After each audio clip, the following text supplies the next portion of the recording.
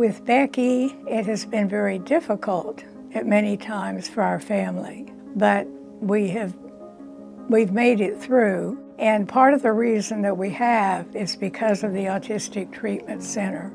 So what would we do without ATC? Where would she be? Would she be in a setting with 500 of all different types? No, this is something that helps them. They're small, they're 5, maybe 6.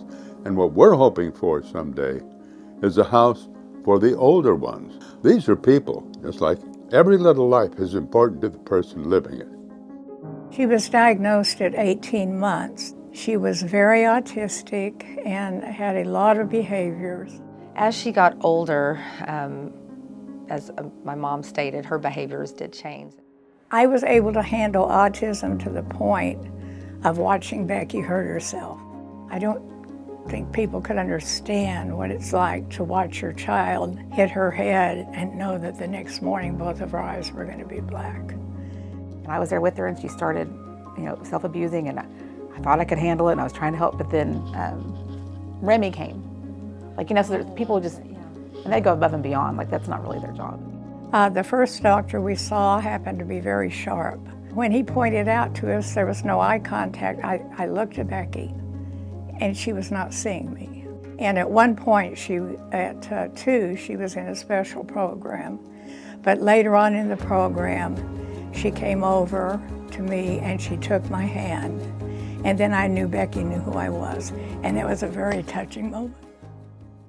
So Chase really kind of just likes to hang out. He loves to dance, he loves music. We have dance parties sometimes with Chase. So I noticed when he was 6 weeks, just because he really struggled with nursing. Well, Sharon knew it she didn't know he's autistic, but she knew there was something wrong because he didn't nurse correctly. And so that's when we brought him to a neurologist and, did the MRI and found, that he had an abnormality in his brain. Before he turned 6, we had him in different programs. And then when he was 5, we started looking at schools for him. And so I had actually come and visited this when I was originally looking for schools when Chase was 5. And so we already had known about it. And so we went back and visited again. Mm-hmm. He's very even-tempered now. He doesn't really get mad anymore. He's just really easy, and he seems very content. We're very fortunate in that Melissa, his caregiver, and Mary, they treat him like their own child, so it's special. My name is Gianna, and I'm 27 years old, and I'm going to be 28 on September 2nd. Gianna was 18 months when we finally got a diagnosis. She had hit all the milestones up until that point, and then she stopped speaking. And then she started showing some other manifestations of it and started rocking, walking on her toes. So we started her on language therapy. She started to do that. And since we could not find a lot of good programs, after a while in school, it was extremely difficult. And so we ended up moving from where we were. It was funny because she stopped speaking, but she was listening. She made noises and some sort of consonant sounds that I understood what she meant. So we kind of got communicating that way. And then suddenly, out of nowhere in kindergarten, she just started to read. She just didn't know how to communicate it back out. And she regained her language at about 5.5 years old. My mission is to bring awareness to that fact that people with autism are capable of just like everybody else. We just need to be given a chance.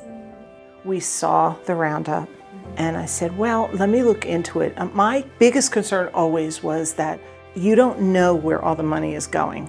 And I kept an eye on it, and it seemed like I found where the money was going. Someone needed a new roof. You put a roof on, someone did this. And we just said, this is where we want to be, and this is where we would like to get involved. So I noticed at around his 18th month that there was a change in his behavior. Shortly after that, the 18th month time period, he would become very hyper-focused on whatever it was that he was playing with, and then just less and less of that type of awareness of what was going on spatially around him. My employer was generous enough to where we could start to bring him out to the Autism Center in Fort Worth, and we would do that, supplementing on top of the school programs. And I think that that was really where things started to really gel. And so we had gone to some events where they had, but never really understood what it was about. The people with ATC that have the ability to touch and can bring out the best in someone. It was so interesting that all of a sudden you started talking and started communicating. He's very trustworthy. You can take him to restaurants. You can take him to graduation ceremonies. He's very well mannered. I think the longer you put it off, the harder the battle becomes. I think early intervention is the key, with the right folks. We were at the Fort Worth Center, and Bobby Norris looked at Anna Hunley and said, "Anna, I want Bob Garcia's grandson to be in the first class in the Fort Worth Center." And every Tuesday and Thursday, we would take him for his sessions. And it started happening, and it continued. If it had not been for ATC, that I don't know where my grandson would be.